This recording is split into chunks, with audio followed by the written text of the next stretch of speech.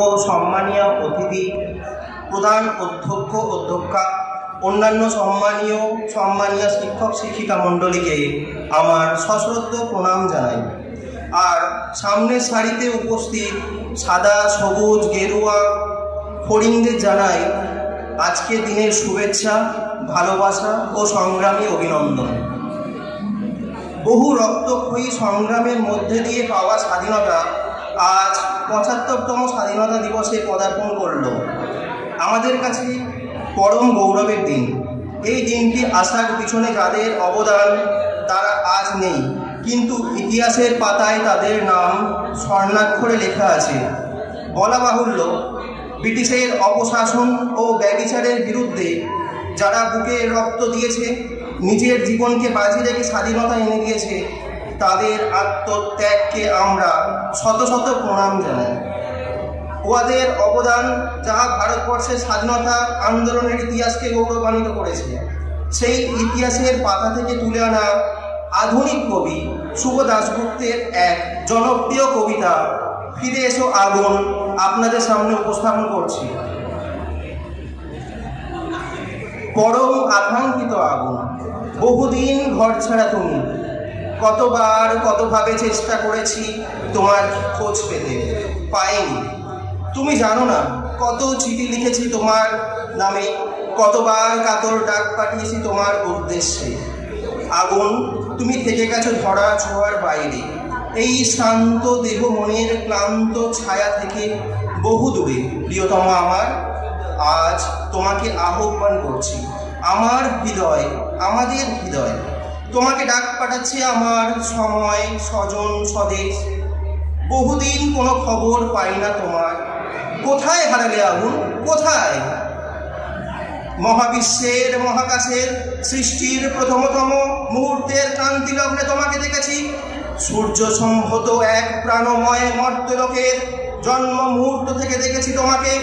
প্রবলতম উত্তাপে, ভীষণতম বিধ্বংসী উন্মত্ততায়, নিবিড়তম সৃজনের দূর প্রভাবী ছন্দে দেখেছি তোমাকে। আগুন, ৩ ভাগ চোখের জল আর ১ ভাগ বেঁচে পড়তে থাকা আনন্দিত সবুজ নিয়ে আমাদের এই জীবন নামের নাট্যশালায় তুমি প্রথম আলোক সম্পাদ। মনে পড়ে অদূর অতীতের সেই আর্তনাদ ক্লিষ্ট শ্মশান ভূমি, জ্বলছে চিতা, জ্বলছে মৃত মানুষ, আর চারপাশে ঢাক ঢোল কাঁসর ঘণ্টার উন্মত্ত উল্লাসের নেপথ্যে জ্বলছে জড়ো হওয়া এক পাল মানুষের পাশবলো। আর সেই উন্মাদ কালবেলায় নিদারুণ চিৎকারে আকাশ ফাটিয়ে জ্বলে উঠছে নিরীহ এক সদ্য বিধবার অনিচ্ছুক দেহ। মনে পড়ে আগুন, প্রাকৃতিক আগ্নেয় বিভৎসতাকে তুচ্ছ করে সেদিন এই হতভাগ্য পরাধীন দেশ দেখেছে এক দুর্নিবার মানবিক আগুন। সে আগুনের নাম রামমোহন।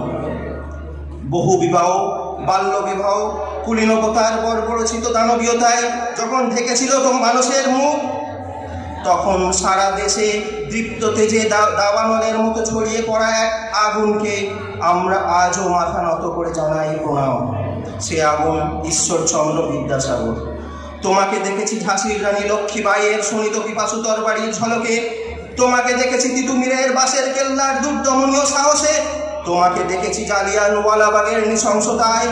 কখনো তুমি রাইটার্স বিল্ডিং কাঁপিয়ে দেওয়া রিভলভারের প্রচণ্ড শব্দে বিনয়ে বাদল দীনেশ।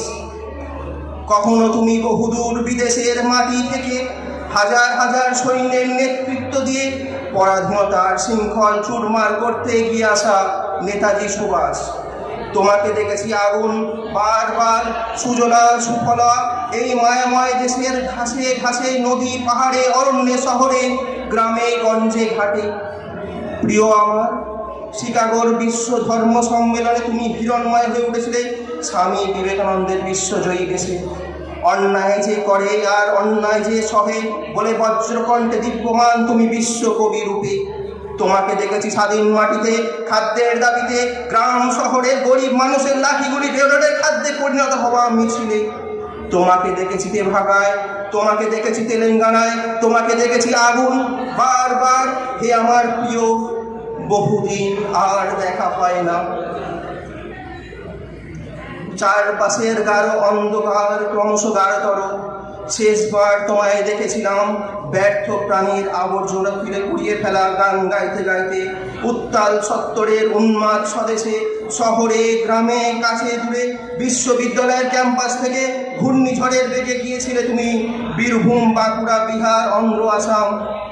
আর দেখা হয়নি, বহুদিন আর দেখা হয়নি। চারপাশের গাঢ় অন্ধকার আরো গাঢ় অন্ধকার হয়ে উঠেছে। আমার সময়, আমার স্বজন, আমার স্বদেশ তোমায় খুঁজছে, ভীষণভাবে খুঁজছে।